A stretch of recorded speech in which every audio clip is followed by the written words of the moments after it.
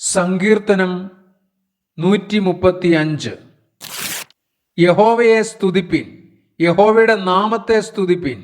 യഹോവയുടെ ദാസന്മാരെ അവനെ സ്തുതിപ്പിൻ.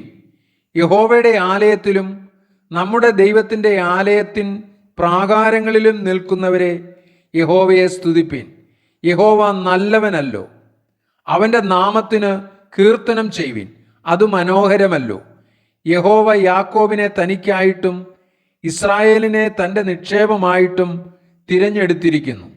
യഹോവ വലിയവനെന്നും നമ്മുടെ കർത്താവ് സകല ദേവന്മാരിലും ശ്രേഷ്ഠനെന്നും ഞാൻ അറിയുന്നു. ആകാശത്തിലും ഭൂമിയിലും സമുദ്രങ്ങളിലും എല്ലാ ആഴങ്ങളിലും യഹോവ തനിക്കിഷ്ടമുള്ളതൊക്കെയും ചെയ്യുന്നു. അവൻ ഭൂമിയുടെ അറ്റത്തുനിന്ന് നീരാവി പൊങ്ങുമാറാക്കുന്നു. അവൻ മഴയ്ക്കായി മിന്നലുകളെ ഉണ്ടാക്കുന്നു. തൻ്റെ ഭണ്ഡാരങ്ങളിൽ നിന്ന് കാറ്റ് പുറപ്പെടുവിക്കുന്നു. അവൻ മിസ്രൈമിലെ കടിഞ്ഞൂലുകളെ, മനുഷ്യരെയും മൃഗങ്ങളെയും ഒരുപോലെ സംഹരിച്ചു. മിസ്രൈമേ, നിന്റെ മധ്യേ അവൻ ഫറവോന്റെ മേലും അവൻ്റെ സകല ഭൃത്യന്മാരുടെ മേലും അടയാളങ്ങളും അത്ഭുതങ്ങളും അയച്ചു.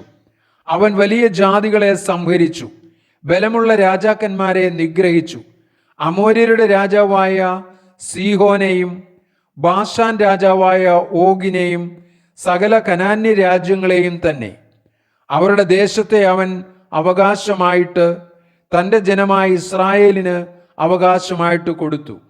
യഹോവേ, നിന്റെ നാമം ശാശ്വതമായും, യഹോവേ, നിന്റെ ജ്ഞാപകം തലമുറ തലമുറയായും ഇരിക്കുന്നു. യഹോവ തൻ്റെ ജനത്തിന് ന്യായപാലനം ചെയ്യും. അവൻ തൻ്റെ ദാസന്മാരോട് സഹതപിക്കും. ജാതികളുടെ വിഗ്രഹങ്ങൾ പൊന്നും വെള്ളിയും മനുഷ്യരുടെ കൈവേലയുമാകുന്നു.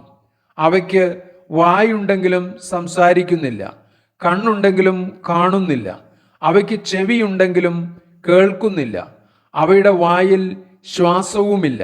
അവയെ ഉണ്ടാക്കുന്നവർ അവയെപ്പോലെയാകുന്നു. അവയിൽ ആശ്രയിക്കുന്ന ഏവനും അങ്ങനെ തന്നെ. ഇസ്രായേൽ ഗൃഹമേ, യഹോവയെ വാഴ്ത്തുക. അഹ്റോന്റെ ഗൃഹമേ, യഹോവയെ വാഴ്ത്തുക. ലേവി ഗൃഹമേ, യഹോവയെ വാഴ്ത്തുക. യഹോവ ഭക്തന്മാരെ, യഹോവയെ വാഴ്ത്തുവിൻ.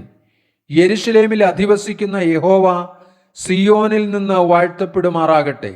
യഹോവയെ സ്തുതിപ്പിൻ.